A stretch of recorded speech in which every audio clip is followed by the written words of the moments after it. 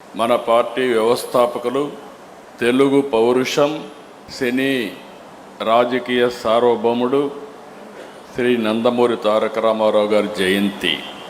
మహానుడంటే ప్రజల పండుగ. తెలుగు జాతి మొత్తం ఆరాధించే ఏకైక వ్యక్తి నందమూరి తారక రామారావు గారు. చరిత్ర ఉన్నంత వరకు తెలుగువారి గుండెల్లో శాశ్వతంగా ఉండబోయే వ్యక్తి ఎన్టీఆర్ అని మరొకసారి మీ అందరికీ విజ్ఞప్తి చేస్తున్నాను. ఎన్టీఆర్ జయంతి అంటే తెలుగు జాతికే పండుగ రోజు, ప్రతి ఒక్కరూ స్మరించుకునే రోజు.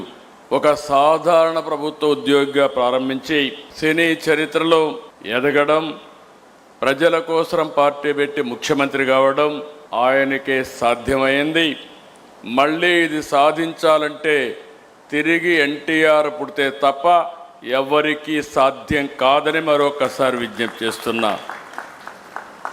స్వీయ క్రమశిక్షణ, నీతి, నిజాయితీ, పట్టుదల ఆయన విధానం. పాలు అమ్ముతూ చదువుకున్న, ప్రభుత్వ ఉద్యోగం చేసిన, సినిమాల్లో నటించిన, రాజకీయాల్లోకి వచ్చిన ఆత్మ గౌరవాన్ని, ఆత్మాభిమానాన్ని ఎప్పుడూ వీడలేదు.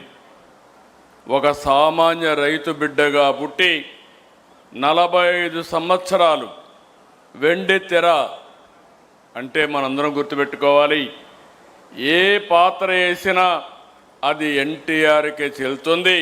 ఇంకా రాబోయే రోజుల్లో అలాంటి పాత్రలు వేయాలంటే మళ్ళా ఎన్టీఆర్ పుట్టాల తప్ప వేరే వాళ్ళకి అసాధ్యం. 13 సంవత్సరాలు రాజకీయ జీవితం.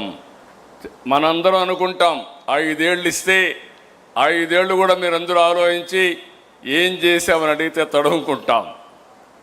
13 సంవత్సరాల రాజకీయ జీవితంలో అద్వితీయమైనటువంటి ఒక హిస్టారికల్ చరిత్ర సృష్టించిన వ్యక్తి ఎన్టీఆర్.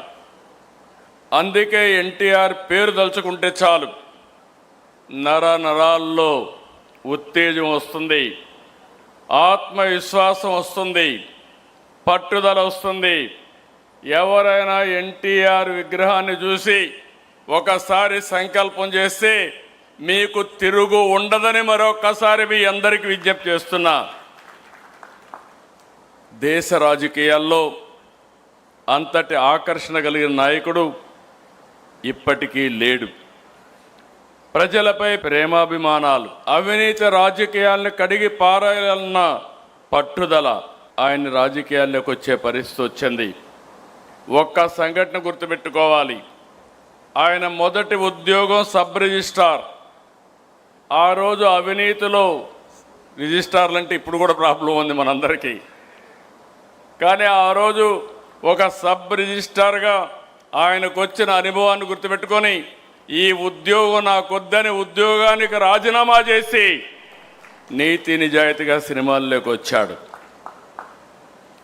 పార్టీ పెట్టి 9 నెలలు.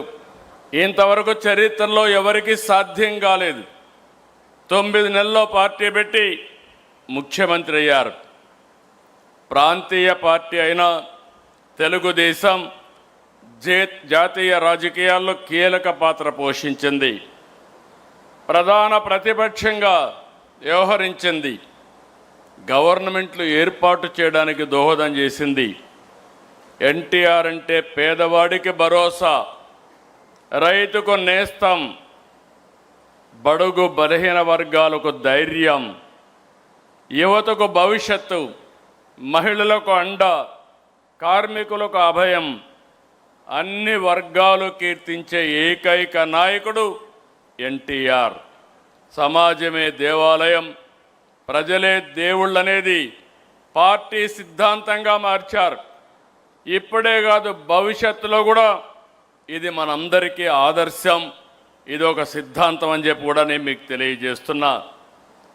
పార్టీ పసుపు జెండా అంటే తెలుగువారి ఆత్మగౌరవం, తెలుగు ప్రజల్లో ఆత్మవిశ్వాసం. పసుపు జెండా అంటే ఆడబిడ్డలకు అండ, రైతన్నల ధైర్యం, యువతకు భరోసా.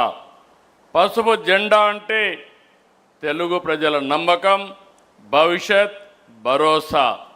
అందుకే మిమ్మల్ని అందరినీ కోరుతున్నా, ఈ పవిత్రమైన రోజున ఆయన ఆశయాలకు అంకితమై ఇది భావితరాలకు శాశ్వతంగా మనం ముందుకు తీసుకుపోవాల్సిన బాధ్యత ఉంది.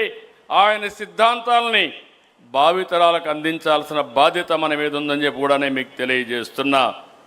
Please subscribe to Leo news for more videos.